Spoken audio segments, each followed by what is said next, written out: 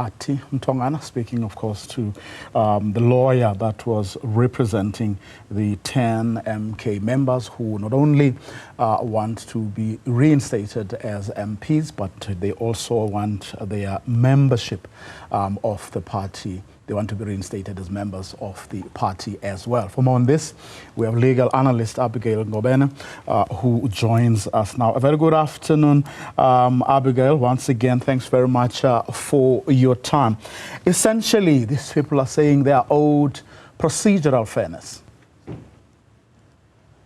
Yeah, good afternoon to you and good afternoon to the viewers of Newzroom Afrika and to everyone. Thank you very much for having me. Yes, procedural fairness is important in every aspect, and that, of course, is a constitutional right. You remember that in terms of Section 33 of the Constitution, it is particular that an administrative action should somehow be lawful, reasonable, and procedurally fair.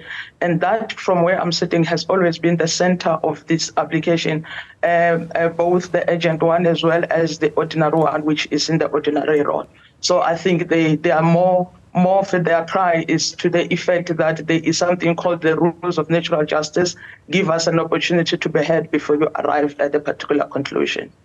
Now, how difficult is that going to be, given the fact that this is a new party with no structures, hardly a constitution even? It will be very difficult, particularly because they're also saying in their papers that their constitution is yet to be ratified by some Congress. And of course, it seems to me from the papers that they also do not necessarily have regard of this particular constitution they're talking about. And they're also saying that there are also no rules, standing rules and code of ethics, code of conduct that regulates how these members should be charged, should be given an opportunity to respond, and a particular decision be arrived at. And they are solely relying on the provisions of the Constitution to say they should be afforded a procedurally fair process when it has to be relating to their disciplinary processes. And at the center of the application, which then seeks to set aside the termination of their mandate, their membership, they're also raising issues such as the fraudulent resignation letters that are cited as per the letters and attachment to the applications. So it is very interesting to see how this matter will unfold, given that there's nothing that guides the MK parties on how their disciplinary processes or the decision of expulsion should be arrived at. Apparently, they were not even given reasons, certainly, I mean, on their account. Yeah, that's what is appearing from the papers, to say that they were never given a concrete reasoning on why they were expelled or whether how their membership was terminated. But of course, what I'm also worried of is that they're asking the court to hear this matter as of urgency. And you remember that once you approach the court and ask the court to dispense with the normal functioning of court and the rule and procedures that are in place, you then base the honors, which is the highest honors on your side, to satisfy the court that you will not receive a substantial redress should the matter not to be the interdict not be granted. Apart from that, the court will also be looking at their conduct from the time they received the news to say they will no longer be members of the MK, no longer members of parliament, to say what did they do, and what did they fail to do may be deemed by the court to be something called a self-created agency. So because they're asking the court to hear the matter on an urgent basis, they also have some other legs in law that they have to jump as hurdles. Talk to us about those legs.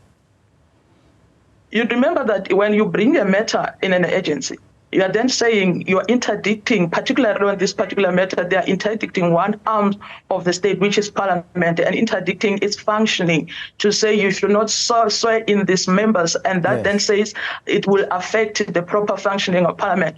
And the letter from the speaker was particular to say, in terms of the constitution, duties of the speaker should be done without an unreasonable delay. So these members should then come and satisfy the court to say interdicting parliament will be in the best interest of justice, to the effect that they will not be afforded a substantial redress if this matter is to be ventilated fully in a normal role. So that is very important. It's an aspect that the court will be checking on issues of urgency.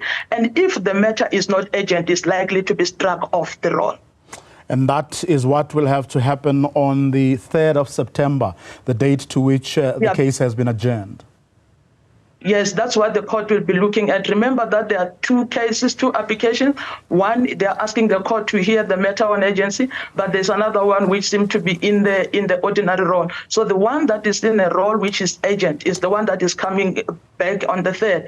And that is the matter that I'm talking about, to say the court will be looking at a higher test for these members to say, you remember when you check their papers, there's one who is saying as of the 12th of August, he had written a letter to the secretary, if I'm not mistaken, of the MK party, asking issues such relating to his expulsion from the party, which then says to me that as of the 12th of August, he was aware that his membership is somehow terminated.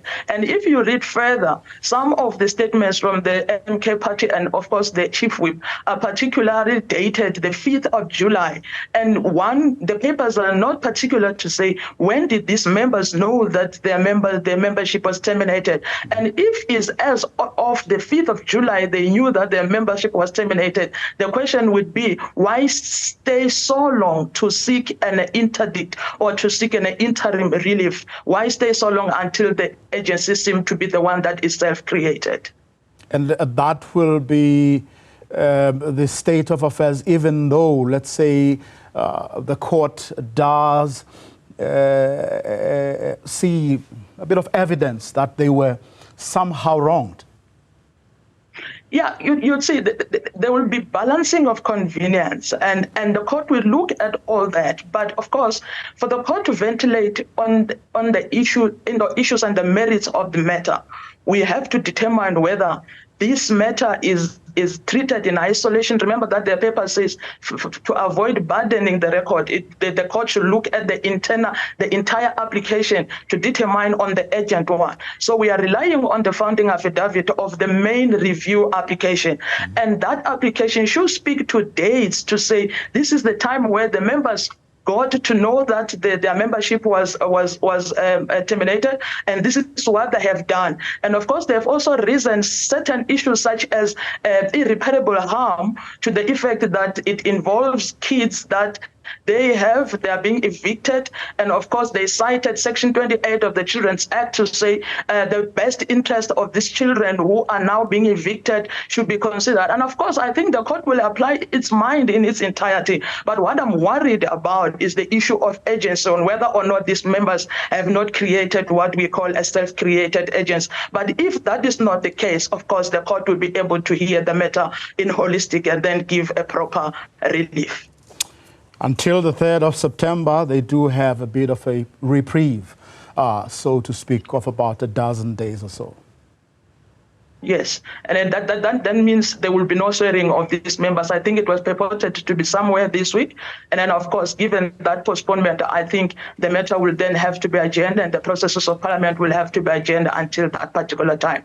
As to whether the court will hear the matter and grant the relief that they are seeking for, that is another aspect that we will hear as and when this matter is enrolled properly.